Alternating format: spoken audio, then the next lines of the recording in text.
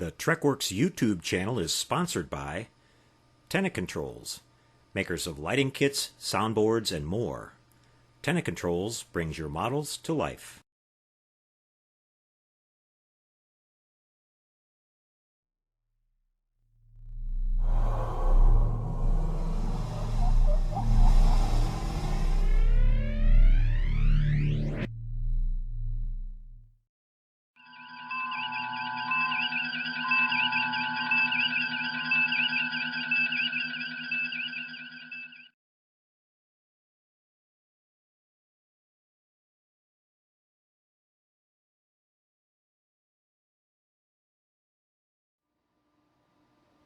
Hey there everybody, Boyd here with you.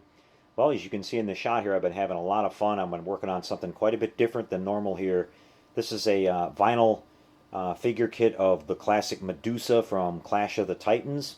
This is an old original kit from Geometric, but this is a recast that I picked up off of eBay from Taiwan.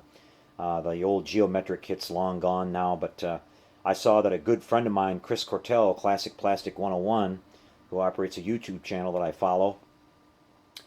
Chris started doing a build-up of this model, and I was just fascinated when I saw it and knew I had to have one and knew I wanted to build one, but I was really kind of skeptical about taking it on because I've never worked with any kind of vinyl kits before at all. And Chris, to the benefit of everybody on YouTube and to the modeling community, he's really good at sharing what he knows and passing along his knowledge. So he made a really detailed multi-part build-up series of the model as he was working on it, explaining how to work with vinyl, explaining how to do some really cool painting techniques using these really nice craft acrylic paints, which I've never worked with before either. And so I just decided to follow along and try to build this, and I'm really happy with how it came out. I wound up, you can either buy the Medusa figure all by itself or you can buy it with the base here. The figure by itself runs right around $19 or so on eBay, but with the base it was, I think, right around 40 bucks, and it took about 6 days to get it here from Taiwan. So I thought the extra $20 was worth it to get the base, so I went and bought the deluxe package, I guess, and I'm really happy I did. I love the base that it came with. It's got the classic Roman soldier there that's been turned to stone, and an old Roman column there, and some nice landscaping, so I thought it fit really nice with it, and it saved me the trouble of having to try to make some kind of a base. I'm going to actually mount that on a little piece of wood later, but I'll just explain a little bit about what I learned and what I did when I built this. As I said, I mentioned Chris was it was really nice of him to do such a detailed build series and explain, for beginners how to work with this stuff. And so vinyl, as you find out when you work with it, it's not shaped exactly right when you get it. The pieces don't line up. You got to do a little bit of work on it, and you use heat to fix things. Now Chris uses hot water, but what I did is I just used my heat gun, and the entire body here is built out of about 6 or 7 segments. The coil, the upper half of the body, and all that.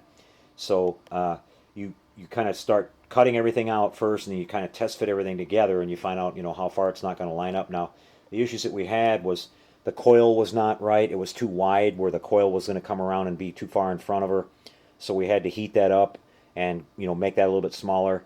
And what I did there is I built about 3/4 of it, and then I just took my heat gun and just segments went around it and heated it up and then curved it in. You don't want to heat it up in just one spot and try to do that, or you're going to kink it and it's not going to look right. It's going to make too sharp of a radius. You want to make that smaller radius, gentle, bring it all the way around. And so anytime I would heat it up and get it to where I wanted it, I kept my little pump spray bottle here of water handy, and I would just spritz a little bit of cool water on it. It would immediately cool it off and lock it into place, so that worked like a charm. So then we got all the segments to be shaped correctly, and then we just took a little bit of this, when we glued it together, we just took a little bit of this Vallejo acrylic putty here and just laid it in the little beads right there, and just, wherever the seam was, and just puttied that up, and we didn't have to sand it or anything. That was another little tip that Chris passed along that worked like a charm. Now, to glue the model together, I just used regular CA glue from Hobbytown up there, and with a little bit of zip kicker with it. So whenever I got a part locked in where I wanted it, I just put the CA, and then I hit it with the zip kicker, and it was immediately glued. I mean, it's really strong. It's not going anywhere. And as Chris talks about in his video, you can find out a lot more detail if you go watch his video series on this. But some of these guys that build these things, they do what they call pinning, where they'll put either metal or wooden dowel rods inside certain things to reinforce them and all that. But this kit is like plenty strong. It didn't need that anywhere at all on the body. And sometimes they'll fill the hollow parts with plaster, like on the very bottom, to make them heavy so they'll stay. But I didn't do any of that because the model is real stable just the way it is. The only thing that I pinned was the bow. It comes in two pieces, where you got to glue it. And it's got the little hand grips, and then you got to glue those together. So I took a tiny little piece of metal rod, and I drilled that to the same size and stuck the rod in one half and the other half. And I did glue that. So, because that's kind of sticking out, from away from everything, and it's kind of fragile. So we wanted that to be really strong. So that's the only place that I pinned it. The arrow here is made out of a piece of bamboo rod, and so are arrows that are back here in the quiver. Now you can see one kind of strange thing here. The way that she is shaped here with her arms, her wingspan, if you want to call it that, it makes it you've got to have a really long arrow. And so also her arm right out of the box is positioned a little bit wrong. Her left arm here is a little bit wrong, and if you line it all up and you try to put the bowstring on there and everything, it's going to be where it'll be raking right across her body, or maybe chopping off a couple of the snakes if she was to fire it. So I brought her arm in just a little bit, just by heating it up and moving it, just real gentle. And then I also turned her head. Her head was way to the left, and I brought it more towards the right to where she's almost like looking at what she's aiming at. And I did that just by heating up the neck a little bit and moving it. And that was really easy to do. Just a little bit of repositioning in it, and everything worked out. You want to be careful when you put the bow on, making sure that you kind of maybe bring it this way just a little bit to when you bring the bowstring down. You can see it almost touches her body here, but it's just right. So we took care of all those issues. All the snakes have to be glued on her head individually, and so you have to go back and do a lot of putty work to get those all cleaned up.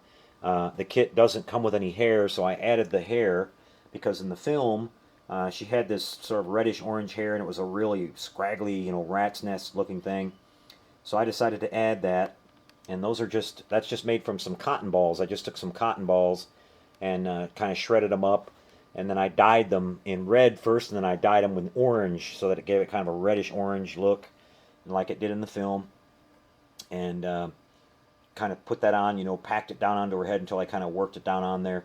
I used Elmer's glue to hold it on, and just so it dried slow, and just worked it in and around all the snakes. Now, that served two purposes. I think it looks better than having no hair at all, and it also covered up a multitude of sins where the snakes have spots on them where you could see where they were attached to the head, where you got to get in there and do all that putty work. So that worked really great to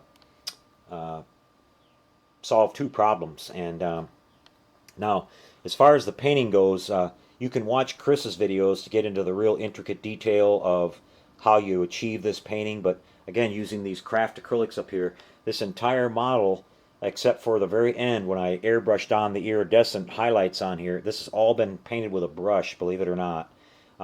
The main part of the base has been airbrushed too, but everything else, the soldier, the column, the body, and the entire Medusa has all been painted with a brush.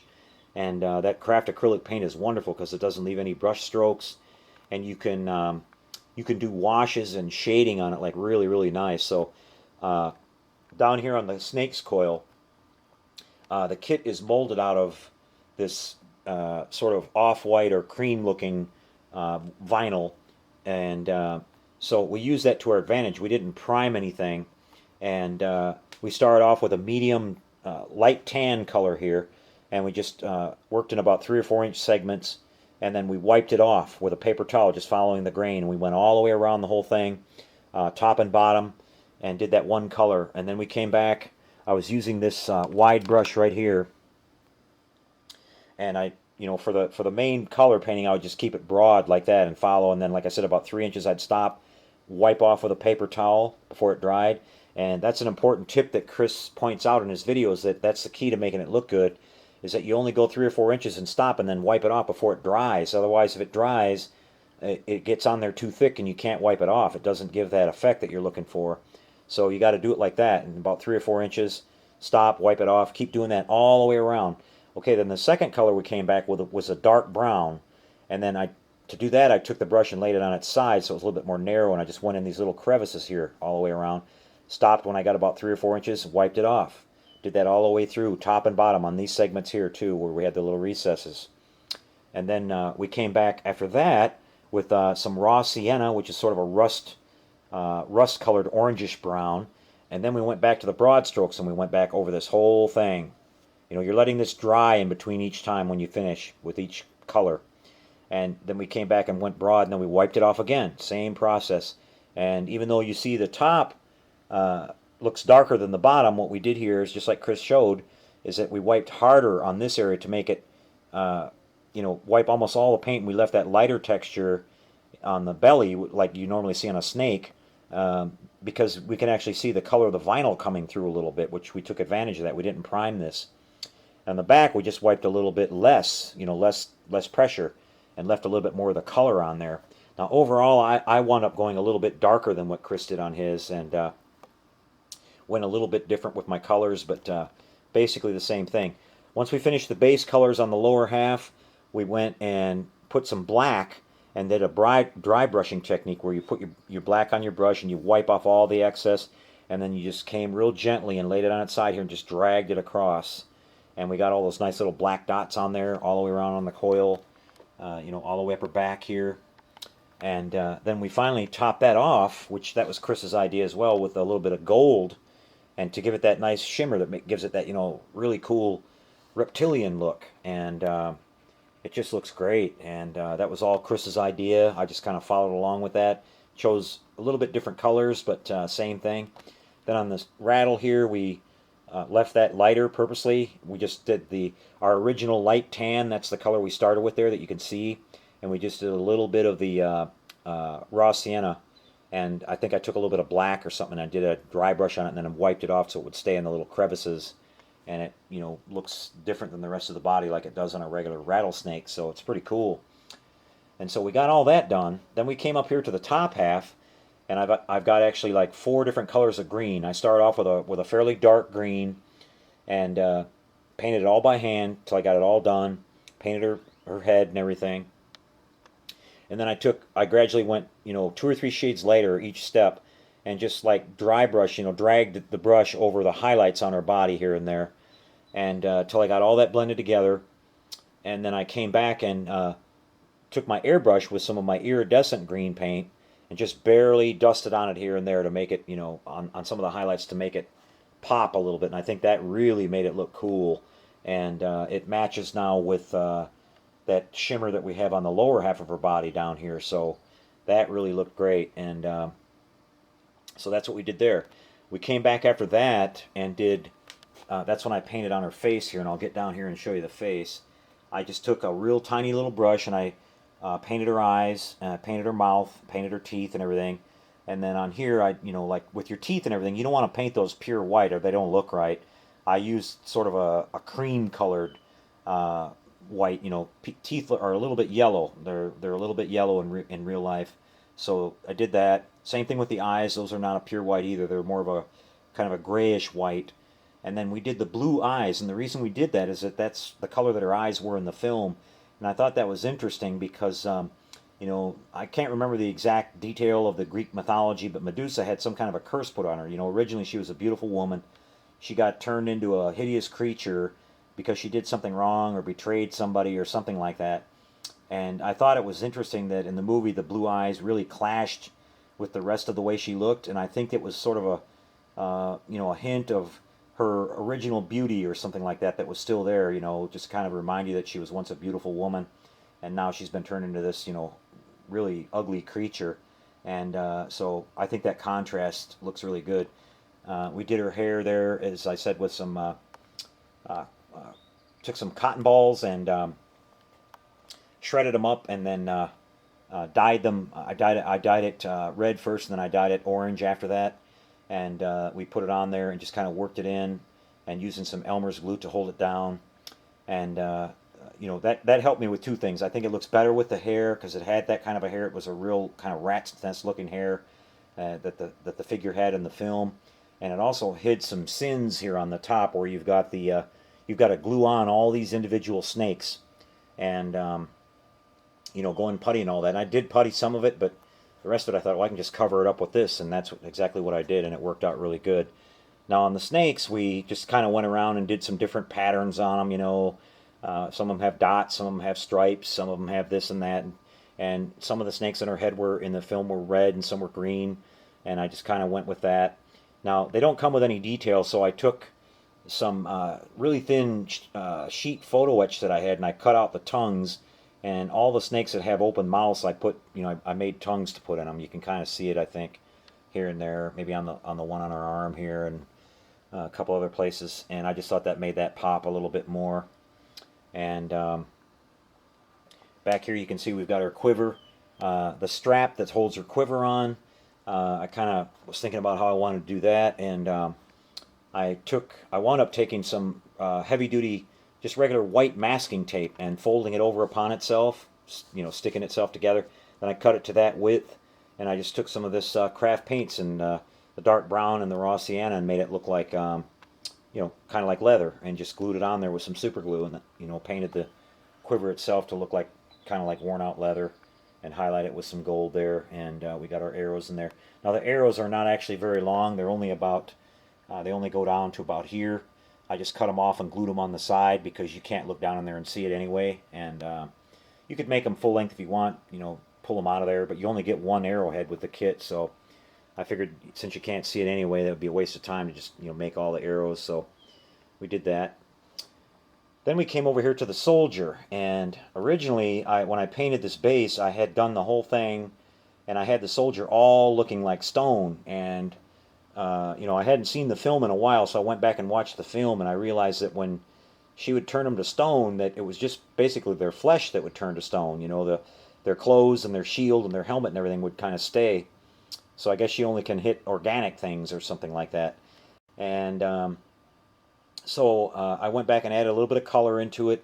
I just dry brushed all that on there, you know, hand painted everything, and then just did a little bit of wash on it here and there. And but I wanted it to look like it was really old and wore out, that the color was almost completely washed out of it, and that it, you know, he's been there a long, long time.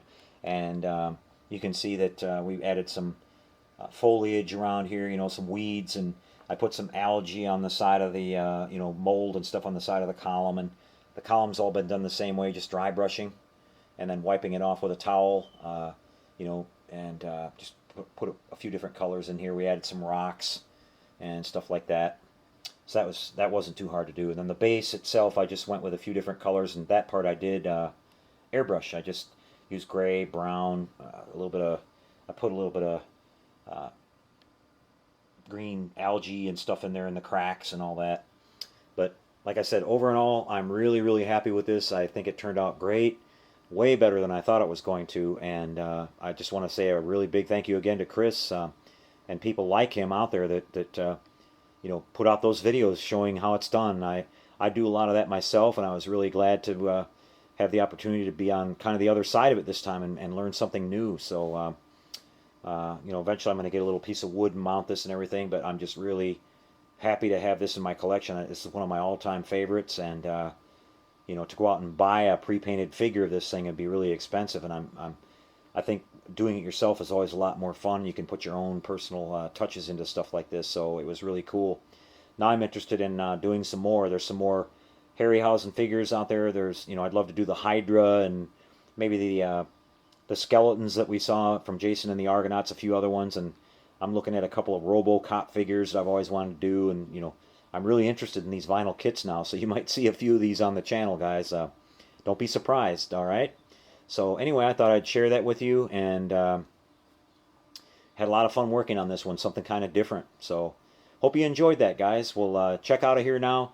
We'll see you next time. I'll have an update real soon on the continuing build of the Battle in the Matara Nebula. We'll be back to work on that one, and some other cool stuff we got coming. So see you then.